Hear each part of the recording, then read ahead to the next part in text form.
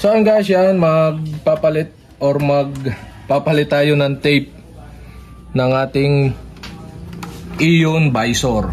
Yan, rain visor yan guys. Pinalta natin. So pag magpapalit nga pala kayo, so kukut-kutin ninyo itong part na to ng malinis. Yan, tsaka ito bago nyo dikitan. Kailangan tuyo para dikit na dikit. At gagamit nga pala tayo nitong double-sided tape. Yan. So, napakadikit nito.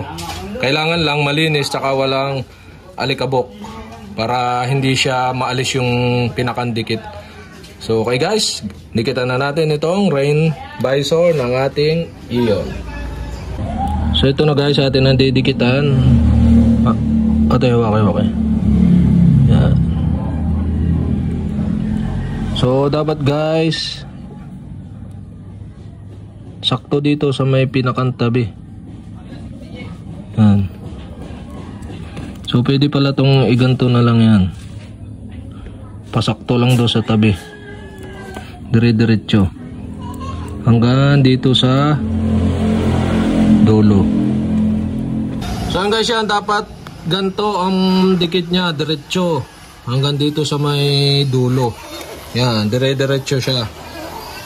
Gamit itong tape natin na double adhesive tape na napakadikit. Yan guys, hanggang dito sa dulo para wala siyang putol. Para pagkadikit natin, once na dumikit siya, so lapat na lapat. Gawa ng pagka pinutol natin, halimbawa pinutol natin dito tapos ikinilo natin, so magkakaroon siya ng gap na possible lusutan ng tubig. Yan, dapat ay ganito.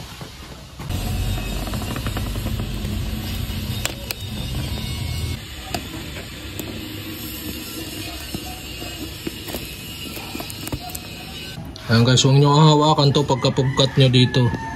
Ayan, dire-diretso lang to. Huwag nyo hawakan yung pinakang part ng tape. Adhesive tape. Yan.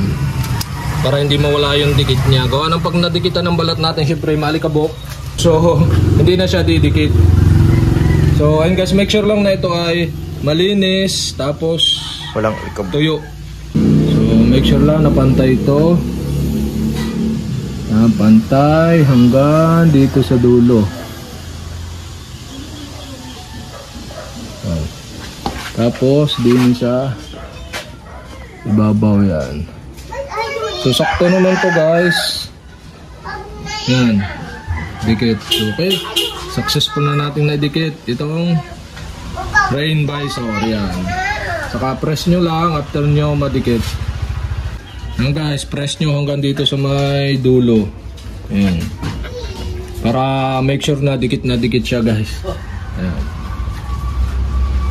Okay, successful tayo na nakapagdikit dito sa kaliwa, dito naman sa kanan. Ganun din ang gagawin nyo. Ganun lang na procedure. Ayan. So yan guys, yan. Make sure lang na malinis. Uli itong kabila. At tuyo. Ayan. Dito tayo mag-start sa may dulo. So make sure lang na pantay dito. Tapos pantay lang natin hanggang dito. Ika. Hindi ko mapantay yan.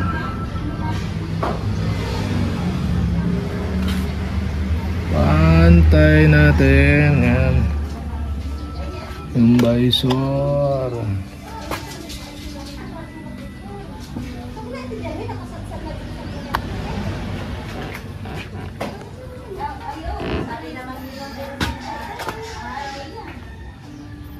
Yan, tapos din sa may dulo.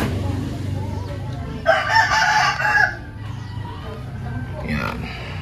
Guys, so ano ulit ang ating visor, yung ganun lang kadikit.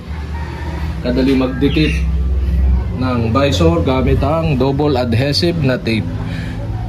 So okay guys, sana nakatulong itong video na to. At yun, hanggang dito na lang ating video. Sana may natutunan kayo sa ating tips and tricks